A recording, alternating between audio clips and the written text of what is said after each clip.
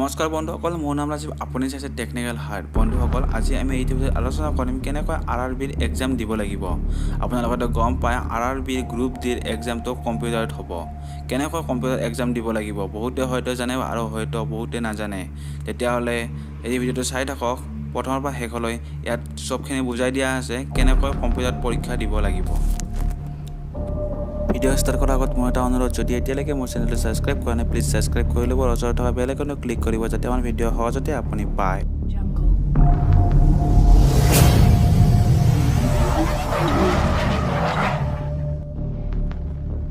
তলত লিংকটো দিয়া আছে, তাত যাই ক্লিক কৰিব। ক্লিক কৰাৰ পাছত এনেকৈ আহিব। আপুনি যেতিয়া এক্সাম দিবলৈ যাব তাত কম্পিউটাৰ স্ক্ৰীণত এনেকৈ থাকিব। কাষত ছিষ্টেম নামটো থাকিব আৰু ইয়াৰ কাষত আপোনাৰ নামটো থাকিব আৰু ইয়াত থাকিব আপোনাৰ ফটোটো, যিটো ফটোত আপোনাৰ অনলাইন এপ্লাই কৰিছিল সেই ফটোটো আপোনাৰ তাতে থাকিব। আৰু ইয়াত কৰিব লাগিব আপোনাৰ যোনটো ৰেজিষ্ট্ৰেশ্যন নাম্বাৰ আছে সেইটো নাম্বাৰ, আৰু তলত পাছৱৰ্ডৰ ঠাইত আপোনাৰ ডেট অফ বাৰ্থটো পাছত তাত ক্লিক কৰিব লাগিব। আপুনি যাতে ভুলতো কিউবৰ্ড ব্যৱহাৰ নকৰে, ওচৰত যি কিউবৰ্ড আছে তাত তাত ক্লিক কৰিব লাগিব। আপোনাৰ যিটো ৰেজিষ্ট্ৰেশ্যন নাম্বাৰ আছে সেই নাম্বাৰটো ইয়াত ক্লিক কৰিব লাগিব মাউচৰ দ্বাৰাই। তাৰপাছত তলত যি পাছৱৰ্ড আছে পাছৱৰ্ডতো সেনেকৈ কিউবৰ্ড আছে তাত কিউবৰ্ডত ক্লিক কৰিব লাগিব। ক্লিক কৰাৰ পাছত আপোনাৰ এনেকৈ আহিব। তাত আপোনাৰ ডেট অফ বাৰ্থ, যিটো ডেট অফ বাৰ্থ হয় তাত ডেট অফ বাৰ্থটো ক্লিক কৰিব।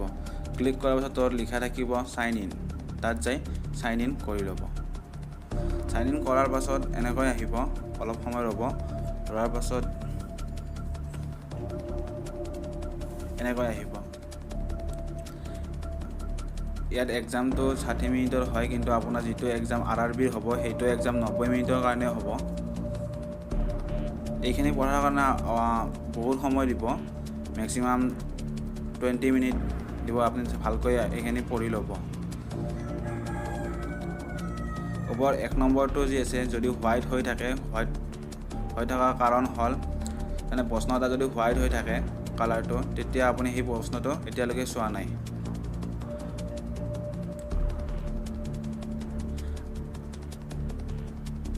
আৰু তলত যি এইটো পিংক কালাৰ আছে সেইটো যদি এনেকুৱা কালাৰ হৈ থাকে তেতিয়াহ'লে সেই প্ৰশ্নটো এনচাৰটো আপুনি দিয়া নাই। এইখিনিত চবখিনিত লিখা আছে কোনটো প্ৰশ্নত কেনেকুৱা কালাৰ হৈ থাকিব, ইয়াত চবখিনি লিখা আছে। আপুনি ভালকৈ তাত কম্পিউটাৰ স্ক্ৰীণত দেখা হ'ব, তাত যে আপুনি ভালকৈ পঢ়ি ল'ব। এইখিনি পঢ়ি লোৱা হোৱাৰ পাছত তলত যি আছে নেক্সটত ক্লিক কৰিব। নেক্সটত ক্লিক কৰাৰ পাছত এনেকুৱা আহিব। এইখিনি আপুনি ভালকৈ পঢ়ি ল'ব। ভালকৈ পঢ়াৰ পাছত তলত যে টিক মাৰ্ক আছে তাত টিক মাৰ্ক ক্লিক কৰি এইটো I am ready to begin তাত ক্লিক কৰিব। ক্লিক কৰাৰ পাছত অলপ সময় ৰোৱাৰ পাছত তাত এনেকৈ প্ৰচেছিং হ'ব। প্ৰচেছিং হোৱাৰ পাছত আপোনাৰ প্ৰশ্ন পেপাৰখন অ'পেন হ'ব। আপুনি তাত তেতিয়াই ক্লিক কৰিব যেতিয়া আপোনাৰ ওচৰত যিটো টিচাৰ থাকে বা তেওঁলোকে ক'ব যে তেতিয়াহে ক্লিক কৰিব, আগতে আপুনি ক্লিক নকৰিব। ওপৰত আপোনাৰ টাইমটো আহি থাকিব। আপোনাৰ যিমান ধৰক 90 মিনিট আছে, 90 মিনিটটো বেক হৈ থাকিব। যদি 90ৰ পৰা কমি থাকিব, আপোনাৰ ঘড়ী নিয়াৰ কোনো দৰকাৰ নাই, ওপৰত টাইমটো থাকিবই।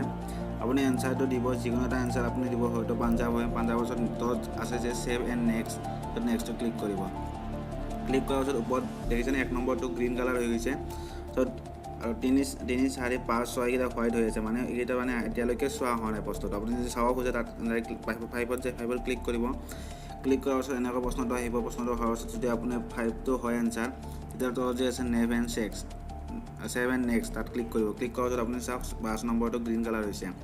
3, 4টো এতিয়ালৈকে হোৱাইট হৈ আছে, কাৰণ আমি সেইটো প্ৰশ্নৰ এনচাৰ এতিয়ালৈকে চোৱা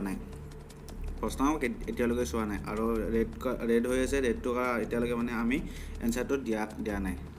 আমি চাইছোঁ কিন্তু সেইটো এনচাৰ দিয়া নাই। যদি এনচাৰটো দিওঁ সেইটো গ্ৰীণ কালাৰ হৈ যাব। চাওক 2 নম্বৰটো গ্ৰীণ কালাৰ হৈ গৈছে। এনেকৈ আপুনি চবখিনি এনচাৰ দি ল'ব।